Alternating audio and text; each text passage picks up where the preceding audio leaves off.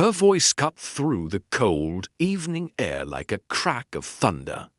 "Your daughter is alive." The billionaire froze mid-step, his polished shoes halting on the marble floor. In the middle of the city square, a young homeless black girl, shivering under a torn blanket, stared straight into his eyes. And in that moment, the world around them seemed to stop.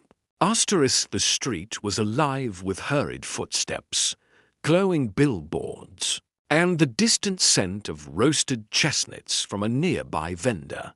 But none of it mattered not when the air between them carried a truth heavy enough to shatter a life.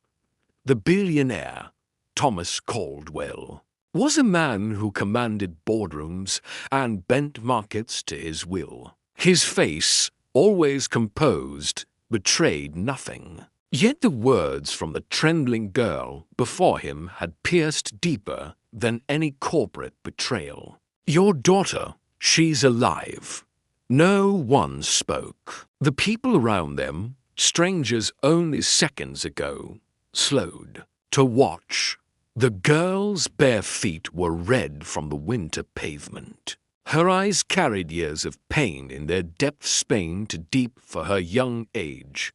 Her name was Alina. Nobody knew it yet. Nobody knew how she had ended up here, hunched in the shadows of glass towers, or that once she had lived in a small home with laughter in the walls. That home had been taken by fire, the flames swallowing her family whole, or so everyone thought.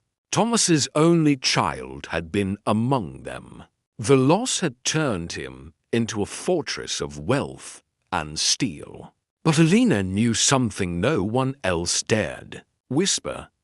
She had seen the girl they all thought was gone. It had been in the rain 2 nights ago. Behind the abandoned train yard, a flicker of light in a cracked window, and a face pale. Frightened, but alive.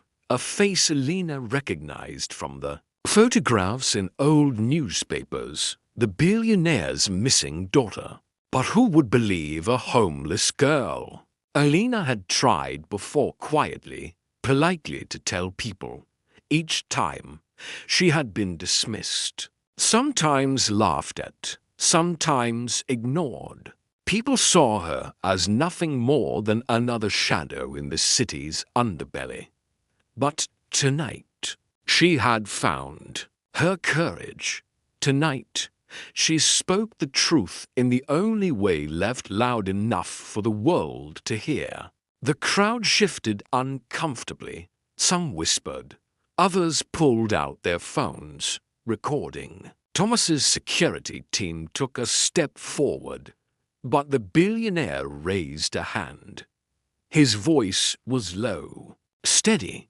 "Where?" Alina hesitated, the memory flashing in her mind the cracked glass. The narrow street, the faint sound of crying, the old train yard, east side, room with the boarded window. For a moment, Thomas's carefully built walls began to tremble. He remembered the day he buried an empty coffin. He remembered the hollow ache that never left. Still, doubt clawed at him. Could this girl be telling the truth?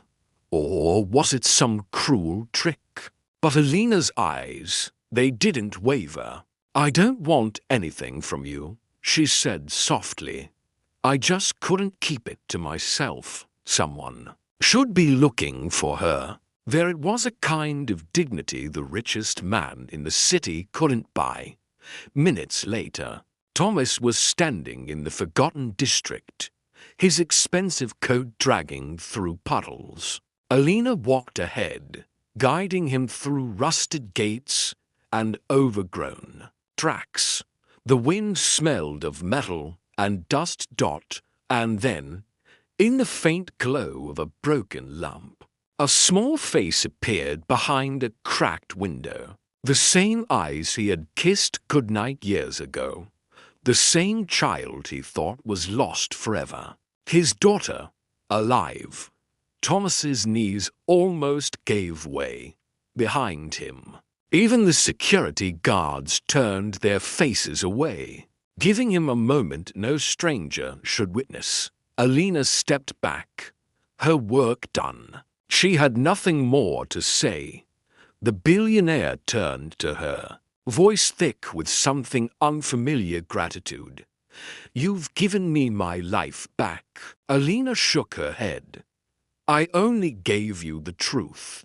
And in that moment, Thomas realized something he would never forget. Sometimes, the richest people are the ones who have nothing to give but their courage. He offered her his hand not as a benefactor, not as a man of wealth, but as a human being who owed another his soul. The next morning, the city awoke to the sight of a young girl in clean clothes, walking beside the billionaire, hand in hand. No announcement, no press release, just an image that spoke louder than headlines. And those who had stood in silence the night before felt something stir in their chests. Because in a world where voices are too often ignored, sometimes the truth needs only one person brave enough to shout it.